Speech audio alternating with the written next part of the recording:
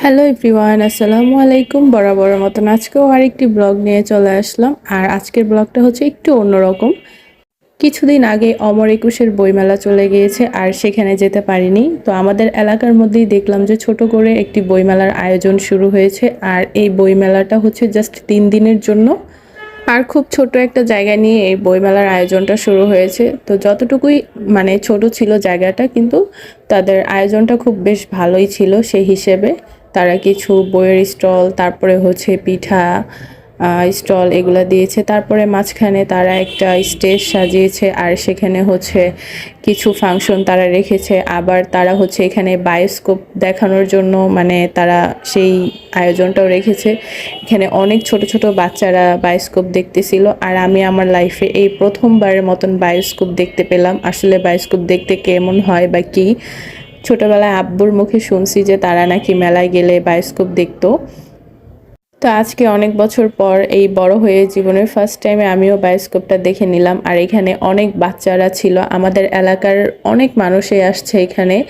আর ফার্স্টের দিন এখানে অনেকটাই ভিড় ছিল। আমি সেকেন্ড ডেতে গিয়েছিলাম, আর সেকেন্ড ডেতে গিয়ে দেখলাম ভালোই মানুষ আছে এখানে, খুবই জমজমাট ছিল। ছোট হিসেবে খুব ভালোই ছিল, খারাপ ছিল না।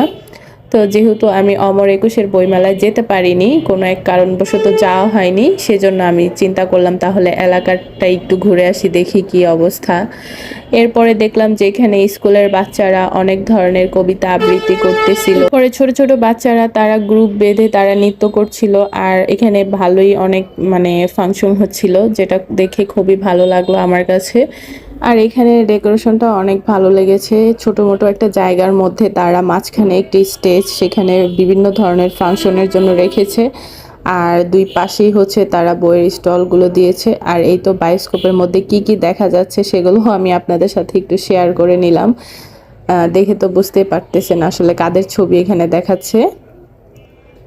আমাদের এলাকার মধ্যে সচরাচর বেশিরভাগই হচ্ছে অনেক সময় মেলা হয় আশেপাশে। তো তখন অনেকেই যায় সেখানে, কিন্তু কখনোই মেলাতে যাওয়া হয়নি। ওই যে একটা কথাই আছে না, আসলে মক্কার মানুষ হজ পায় না, এরকম একটা কথা থাকে। তো ব্যাপারটা হচ্ছে এরকম, আমাদের এলাকায় বিভিন্ন ধরনের বিভিন্ন মেলা বসে কিন্তু কখনোই যাওয়া হয় না। তো যেহেতু বই মেলা বসছে, এই প্রথমবারের মতন আমি আসলাম আমাদের এলাকার মধ্যে কোনো একটা মানে ফাংশনে। তো এখানে আসার পর আমার কাছে ভালোই লাগলো, খারাপ লাগেনি। আর বিশেষ করে এই ছোট বাচ্চাদের নৃত্য দেখে আরো বেশি ভালো লাগলো, তারা এত সুন্দর করে আসলে নৃত্য করতেছিল। আর বেশিরভাগ মানুষের আসলে ছোট বাচ্চাদের নৃত্য দেখায় ব্যস্ততা ছিল। আর এখানে বইয়ের দোকানগুলো, স্টলগুলো ঘুরে দেখলাম, এখানে অনেক ধরনের বই ছিল বিভিন্ন ধরনের লেখকের। তো তো সেই হিসেব করে কোনো দিক থেকে আসলে এটা খারাপ ছিল না। এই উদ্যোগটা যারা নিয়েছে তাদেরকে আসলে অসংখ্য ধন্যবাদ জানাই, কারণ খুব ভালো একটা ছিল। যারা আসলে বইমেলা খুব দূর দেখে যেতে পারে নাই, কিংবা যারা আসলে সময়ের অভাবে যেতে পারেনি, তারা আসলে তাদের ফ্যামিলি নিয়ে বা পরিবার নিয়ে এখানে এসে খুব সুন্দরভাবে ঘুরে যেতে পারছে। আর আশা করি যে অমর একুশের বইমেলা সেটাও তারা একটু এখান থেকে উপভোগ করতে পারছে। তো এক কথায় বলা যেতে পারে এখানে এসে আমার একটু খারাপ লাগেনি, ভালোই লেগেছে। তো যাই হোক, সেই হিসেব করে ভালোই ছিল সব কিছু মিলিয়ে।